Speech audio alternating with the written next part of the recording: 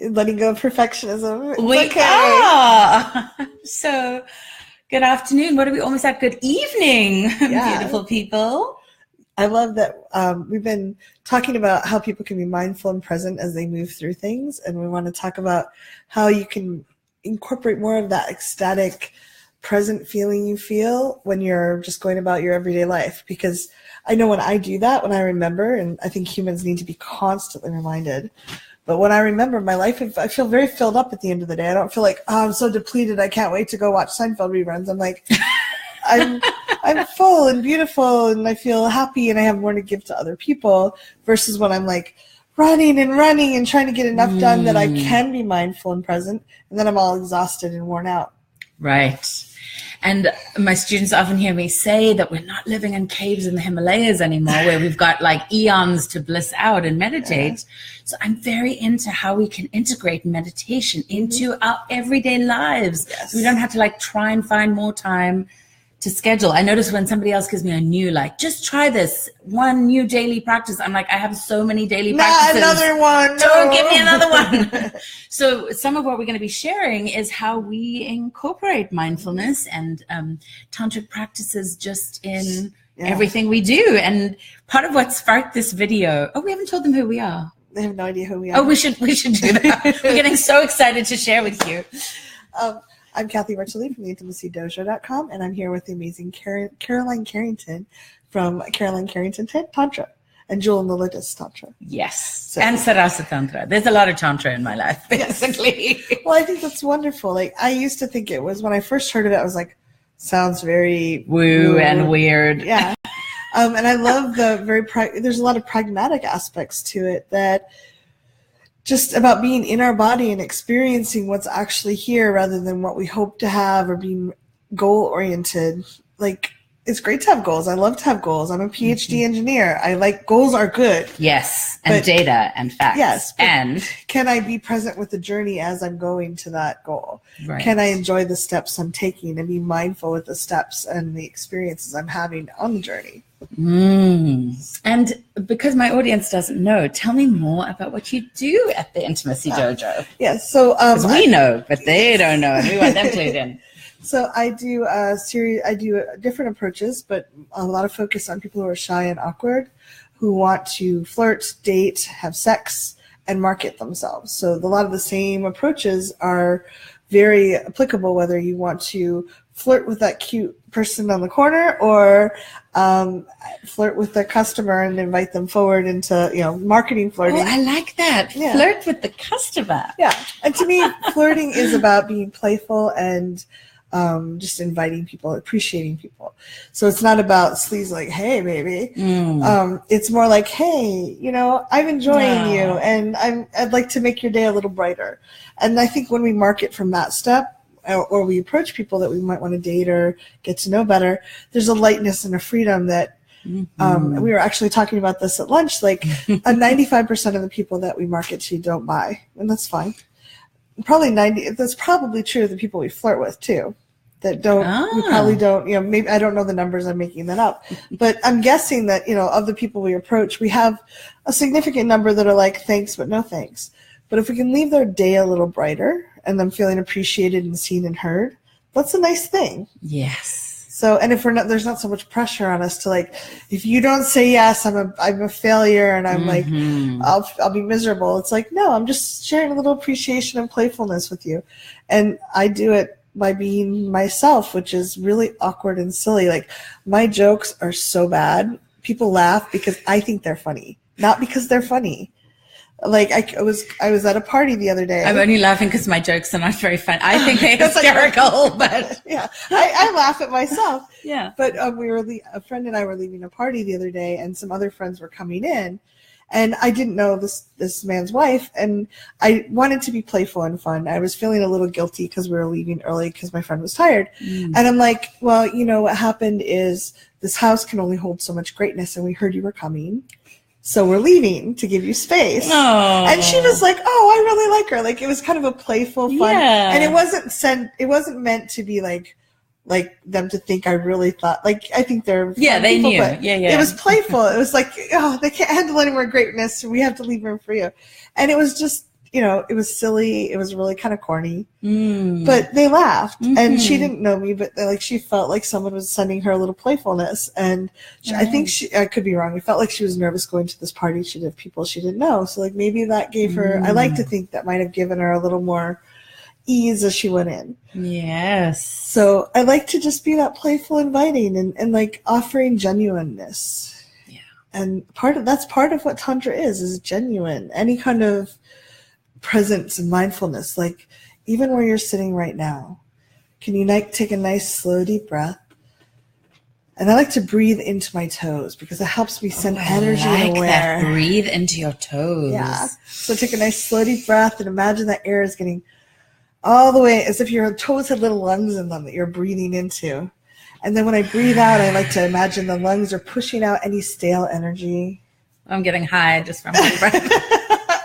But you're now present with your body, because if you're feeling your feet, and I love to do this, like if I'm feeling stressed, if you can feel where your feet are touching right now, what are they doing? Are they on your sofa in socks? Like what are they touching? Are they feeling the cool air or the warm socks or the rough carpet? Or just notice what they're feeling. You can't be present with like a lot of us dissociate. And I live in my head. I'm still like, I get busy. A lot of people live in their head. In the West, their head is glorified. Right? Yes. And I know when I'm in my body, I have much more intuition. I have a lot more presence and groundedness and fulfillment. So if I can put my awareness in my feet, if I'm noticing my toes, there's no way to do that without being somewhat aware of the rest of my body. Right. So just you being mindful in this moment for, say, 20 seconds of how your toes are feeling. What temperature? Is there a breeze? Can they feel a breeze or a texture?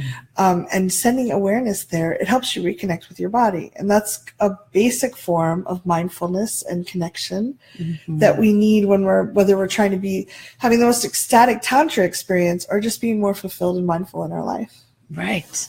And so often what I notice is that when I'm ungrounded, my feet have actually come up off the floor. So even just getting into the practice of putting your feet back down on the floor, even as I did that, I watched myself, my whole system calm down. And these subtle changes can start making a difference in your world, because it's much easier to ground and notice what's happening with your feet if they're actually on the floor. Yeah. And one thing I love to do too, I would deep breath, feel your feet, breathe to your feet. And then notice how gravity's got you. Like if your feet are resting on something, your butt right now in the chair, like you're not having to actually hold yourself up. Like gravity, the earth is the universe, whatever you want to call it, it's supporting you. You're being held in this moment. And a lot of times when we have so much going on, we tighten small muscles. We're kind of braced constantly because we're like, almost as if we could drive. Like I know when I ride with someone who I don't feel safe with, like my brake foot is constantly like hitting the brake that's not really there. We're kind of braced. We're either pushing the gas pedal or putting on the brakes, trying to control and protect ourselves. And what's interesting is when we're stressed like that, when the muscles are tighter, our heart has to work a little harder to get blood through those muscles. Yeah. And, normally that's actually not a bad thing. If we tighten, like if we're walking, we're tightening and relaxing. It kind of helps the blood and the lymph flow. Right. Constant tightness, constriction, it's really hard on the body. Stressful on the body. It's right? Literally, stress is stressful. So if you can, just feel yourself supported and let your body let the muscles relax into it for just a moment. And yeah, just be there with them. Just let them, if they want to tense back up because they've had a lot of practice, go, just like meditation. Oh, I'm tensing. It's okay to let this go. Yeah. Oh, I'm tensing again. I just send peace and love to those muscles. And I let them know they've worked really hard. They've done a good job and they can relax for this 30 seconds. Another way to help the body relax, because as you said, sometimes we don't notice that we're even holding any tension, is to put your attention on one part of yourself that is relaxed. So I've got my feet on the floor and I'm noticing my belly. We just had lunch, so my belly is really It was yummy. relaxed. That was good. It was so good. We sat out in the sunshine, had a good discussion.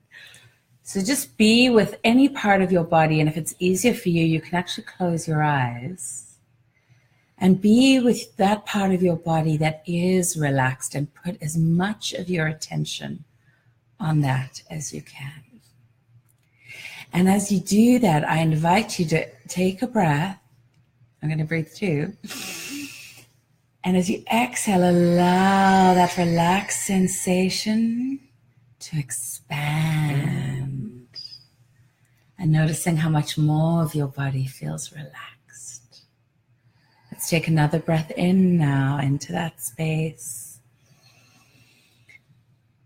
And exhale to relax. And if you've got your eyes closed, which Cathy's been doing so beautifully, I invite you to, we're going to add one more mindfulness tool in, but just notice the space in your mouth, seeing if you can put your attention onto the space.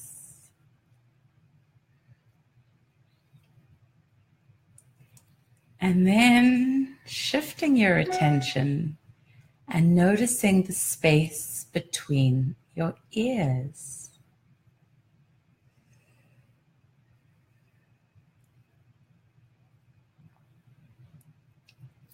And taking a rich breath in, exhale down through the spine to help you plug back into the earth. Nice. I really like that. Yeah, I was getting all dropped in. Yes. So we're starting to help you get grounded before we tell you how to raise the energy. And before we do that, I want to just tell you a little bit about Jewel in the Lotus and Sarasa Tantra and what all that is. I'm using some weird Sanskrit words. Well, Jewel in the Lotus comes from a Tibetan mantra called Om Mane Padme Hum. And it's actually the mantra of the Dalai Lama. And the mantra basically means so the jewel is in the lotus, and the jewel is enlightenment.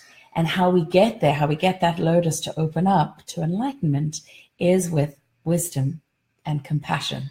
But you need both, because sometimes we have way too much compassion and we let people push all over us. You've got to have the wisdom factored in too, or we can be very smart and we know all the rules, but not very loving. And we forget to pour the love ingredient in. So that's where that mantra came from. And most of my business is focused around tantric practice, and I practice mostly a NeoTantra, which is mostly what we practice here in the West, with a focus on sacred sexuality. And I love to honor the traditions where where Tantra comes from. And it comes from India, at least the style of Tantra. I practice Hindu style Tantra. And so we talk about the deities and we talk about the mantras, and we actually, we go back to where these practices are from. So like you'll notice I'm using pronunciation like Tantra as opposed to Tantra, right? Tantra is American. Tantra is using the Sanskrit. And I like to geek out with the energetics we can even get. From that. So, and then Rasa Tantra is my, not only mine, Julia Tyndall and I run a Tantra school where we run retreats all over the world, and even in and around the Bay Area. And we also train group facilitators who want to learn to be amazing Tantra teachers. I love. There's so many people out there dying for. I lived in Dallas for a long time, and there are a couple really good teachers there, but there's like 9 million people there, and 2 teachers or 3 teachers when I was there. This a few years ago, but it's like, we needed 200 really good teachers, not 2 or 3. Right, for all the people. Yeah. How would you define Tantra? I think there's a lot of different definitions. There are. I tend to be a very pragmatic Tantra person. I love the idea of being able to be really present with my body and the moment. And also being aware of the energy flow. I think that it was something that as an engineer, I was like, I kind of know what it is because I felt it, but I'm not sure my brain really buys this thing. And I'm really blessed that I had some really good friends who are very energetically powerful. Yes. That could help me tune into it. And I think that it's something that we have trained out of us, because I think that we have it often as children and we're not encouraged. Like I was carrying my niece when she was 2. And we were just walking around, we were talking, connecting. And she goes, Daddy. And I'm like, oh no, Daddy went to get something. And she goes, Daddy. And he walked around the corner.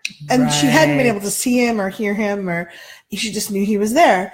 And I realized in our culture, we wouldn't say, oh, good girl for noticing that energy. Mm-hmm. We just kind of like, we downplay it. And I think what we pay attention to gets stronger. Right. Just like we're really good at paying attention to tying our shoes. We can do that. We're good at paying attention to sitting still in classes or listening to what the teacher wants. We're not so good at encouraging people to like tune into what their bodies want and what they're feeling and what the room, like what people, the energy of the space and the community is feeling. And I think that probably is part of us, because I study a lot of like traumatology and how the brain works and the primitive brain.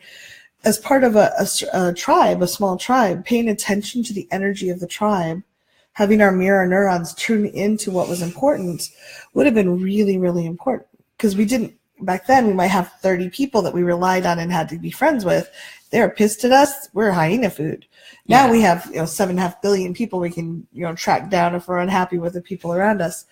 But I think we're just not tuned into it. So for me, it's a lot about the mindful breathing presence and tuning into that awareness of just the physical, the sensual, the energetic, the erotic in our brain, and just bringing those all present and just being like, oh, okay, I can be really present with this and feel everything there's to feel without having to aim for, okay, we're going to have orgasms right now and then we're done. And if you have a good orgasm, then I'm a good person. And if you don't, then I failed. And I think there's a lot of noise that people have.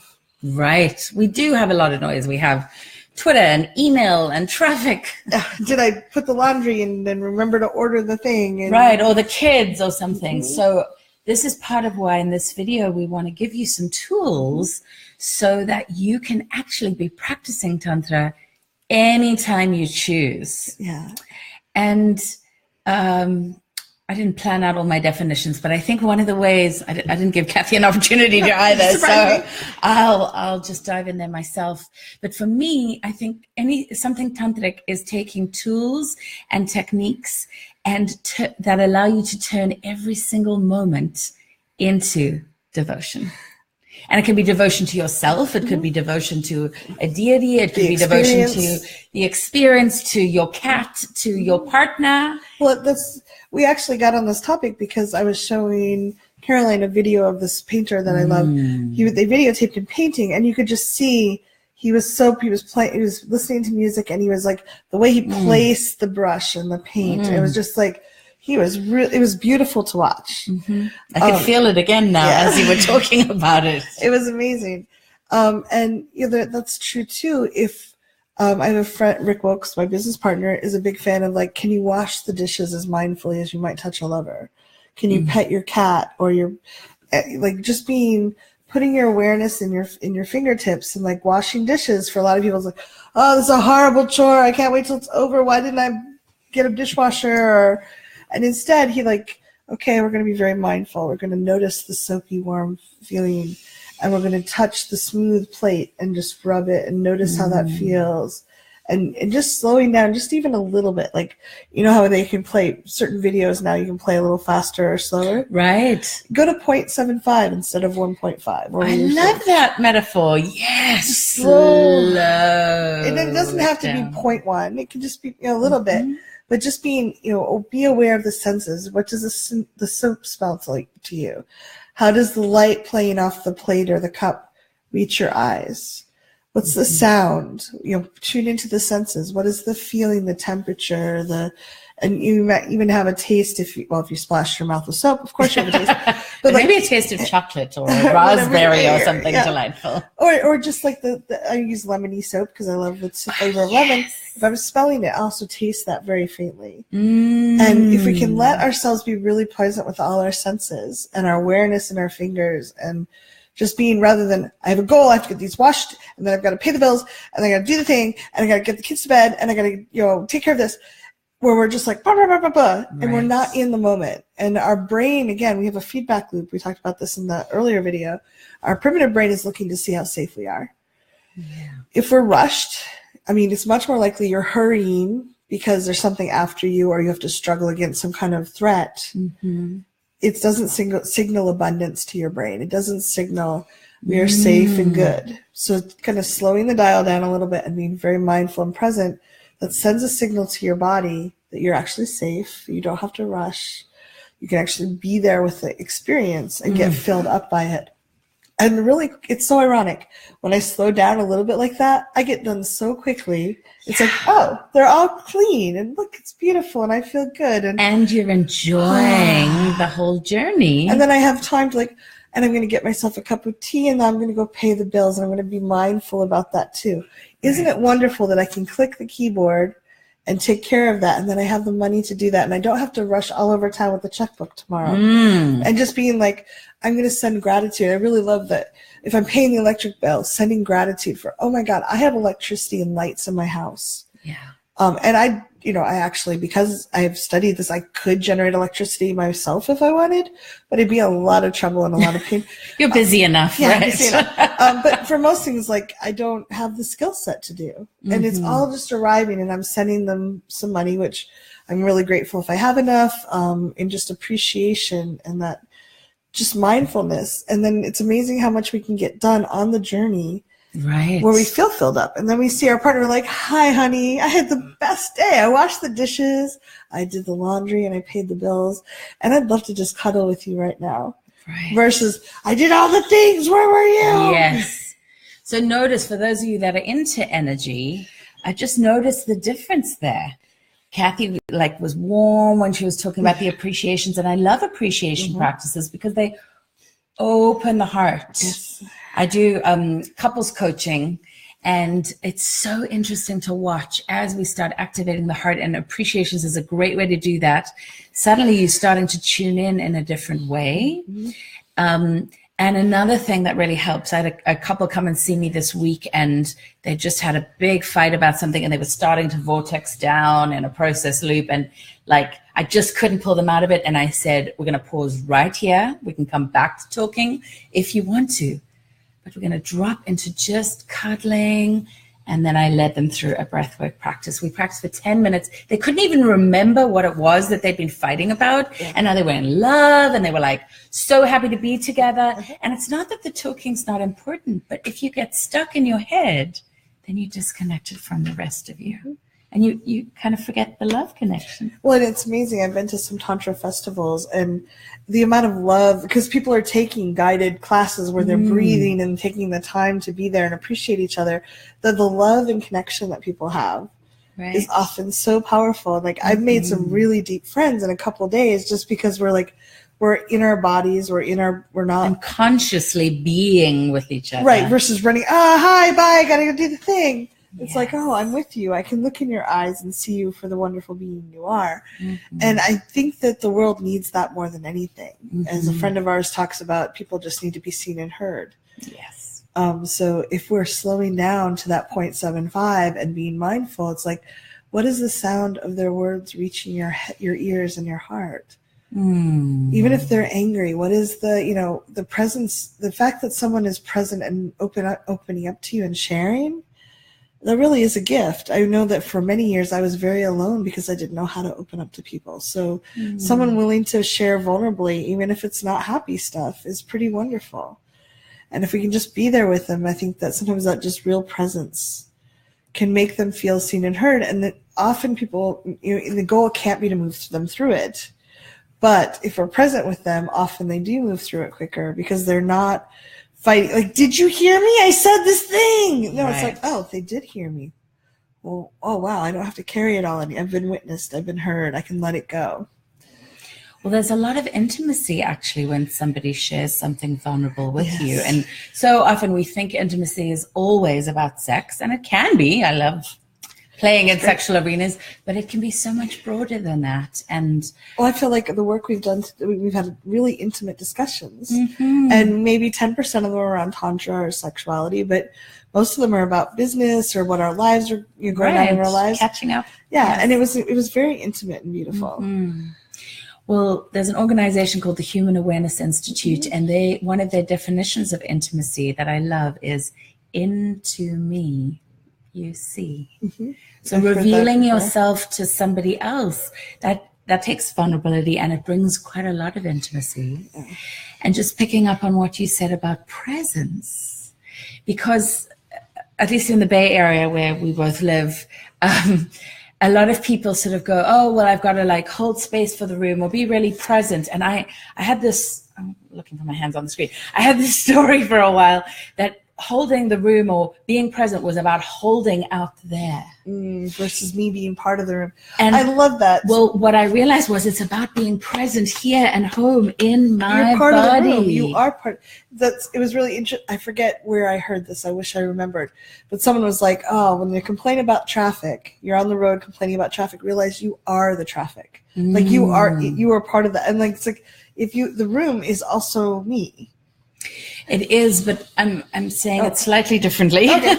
Just that if I'm not home and fully grounded in my body, you can't pick up. You can't actually hold the room. You can't hold space for anybody. It's hard to be empathetic because you're checked out and they might be checked out and then nobody's home. Well, our bodies are antennas too. Right. So that's part of why we started with some grounding with you guys in the beginning so that we could all start off and be present together. Yeah. And if you'd like to just practice again right now, take another slow, deep breath. Notice your feet on the floor. Wiggle your toes. Rub them against whatever's like the floor, the couch, or whatever. And then just let the sound of our voices drift to your ears. You don't actually have to do anything. It will just let them arrive. And maybe you can let your ears tune in other sounds outside, a car driving by, an airplane, a bird, a dog, a kid yelling, or whatever. Just let those sounds arrive to your ears. And then notice the texture of the air against your skin. Is it warm or cool? Is it still or moving? Just be present with that. And take another slow, deep breath. And just notice if there's any sense or taste coming to you from what's in the room or the area you're in. And then just notice your butt in the chair or wherever you're sitting. Like, just be there for a moment. And some of this is repetitive because it's actually, we just are going back to the senses over and over and over again. What are we actually experiencing in this moment? I know when I was struggling for so long, I wanted to experience life. I felt very flat and dull for many, many years. I had a lot of trauma, so I was never in my body. I was afraid to experience life because I've been taught it was painful. Like I had experiences when I was little that being present with my body was a bad thing. It was going to hurt. And as I cleared that out and I started just being in the moment, and there's certainly days I forget because I'm busy, but just being in the moment and being mindful and aware, I feel really full and happy versus kind of that depleted, like, where's life? Where's life? I've got to find it. Life is right here, right now. Sometimes it's not very pleasant. Sometimes it's delightful, but just being present with it lets us have a lot more power. Right. Well, I love it how you're slowing down, even in the video, right? Because what I often say to my students, like part of why I teach Tantra is I need this practice just as much as all of you do. I've just worked it into my work life a lot. So I practice with my students, but so I end up practicing quite a lot. But there's this misconception, that Tantra is all about sex. It's really not. That's one small aspect of it. And also that you need a partner. I have so many people say to me, oh, I don't have a partner. I can't study Tantra. I've gone solo to a bunch of Tantra events and had a great time. Right. And there's so many practices that you can do totally on your own. And I was sharing one of these with Cathy before we got on the video for all of you. I recently led a retreat in Joshua Tree. And whenever I go somewhere new, I actually like to spend some time literally grounding and plugging into the earth, because to me it feels a little different. And when I've taken a plane especially, I'm like, not harder to be grounded. Right. I've got to land a little in the space. So I went for a hike in the desert. And I hiked for about 2 hours and the wind was blowing, so I could feel the wind on my skin. And I've actually spent a lot of time working, or putting my attention, I should say, on connecting to the earth. But my latest practice is actually to use that energy as a resource. and pull it back up in my body. Yeah, you can send things down, but allow the earth to support you and come up. Right. And to actually use it as this resource to nourish me. I don't always have to give it away. Yeah. So on my hike, I was walking in the desert, and you can see me rocking back and forth because 3 elements of NeoTantra are breath, sound, and movement. So anyway, I was walking, perhaps not rocking, but in this moment I'm rocking. And as I would pull that earth energy up, I would just feel this little tickle on my booty. And I was like, oh, that's the earth energy coming up to tickle my root or my base chakra. And then I'd send it on down, and then I'd walk a few more steps, and then I'd feel the energy come up again. And I was giggling away to myself. And thankfully I was all alone. Otherwise people might have thought I was a bit strange. But I was turning my hike into a tantric experience. And some of you may know that there are different colors to the different chakras. Chakras are energy centers in the body. And the desert gifted me 2 amazing experiences. And I'll give you one for the newbies in Tantra and then one for the more advanced people on this video. But so the sky was completely blue. There wasn't a cloud in the sky. And that we just had come from rainstorms in the Bay Area. And I lived in London for 5 years, where I wondered how the kids ever knew the sky was blue. So I had this expansive blue sky. And blue is the color of the throat chakra. So I've got this template. I've got this image now of this huge, this vastness of blue. And in my meditations, I can tap into that to open up my throat and empower my voice. Nice. And this, again, ties into our other video about letting go of perfection, because I can get very rigidly attached to time. You and I both have busy lives and the schedule. The schedule. And I'm sure some of you can relate to this. So I ended up leaving, instead of leaving at 10 a.m., I left at noon because I had things to prepare. And what I didn't realize was the gem that was going to come out of that. And about an hour before I got to Joshua Tree itself, I was driving, and the moon was rising over the desert mountains. And I got an hour darshan, which is like witnessing or like an audience, normally with a deity or a guru or something, but like this beautiful, bright supermoon. Now, this is the advanced practice. For those of you that are advanced tantrikas, we can work with yantras, which can activate our chakras, and the full moon is one of the symbols for the yantra for the third eye, which links to our intuition. So there I was driving. I'd been on like a 9-hour drive, but that whole last hour created this beautiful template for me to gaze at the full moon. So whenever I'm turning on my chakras for the day, I have that anchored exactly. And I didn't have to have a partner. I didn't even have to be perfectly still. I think I was doing, I don't know if I should admit how fast I was going on the highway. Probably not. But bringing these practices and this mindfulness and this ecstasy into every moment then turns your life into a celebration. Yeah, which is really delightful. All of us could probably use a little more celebration in our lives.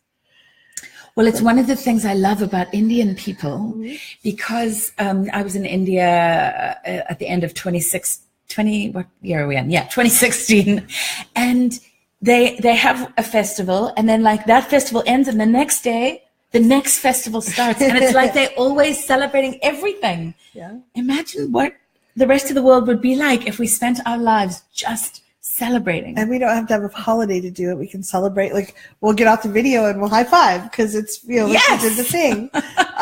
And I think too often we feel like we can only celebrate when we do something really outstanding or extraordinary. And instead of like, hey, I washed the dishes and I was mindful. I took a deep breath when I was feeling stressed. Like, hey, good job. And that fills us up fast too. Something one of my friends, Masha Bajinsky, shared recently. She said she was getting frustrated with always feeling like she was never getting to the end of her to-do list. Yeah. Right. And I'm sure some of you out there have had that experience too. And she said, instead of focusing on all the things that she's not completing, she's celebrating everything that she does complete. And then all of a sudden you're much more engaged. Right. And you're feeling more positive instead of beating yourself, you know, Yeah.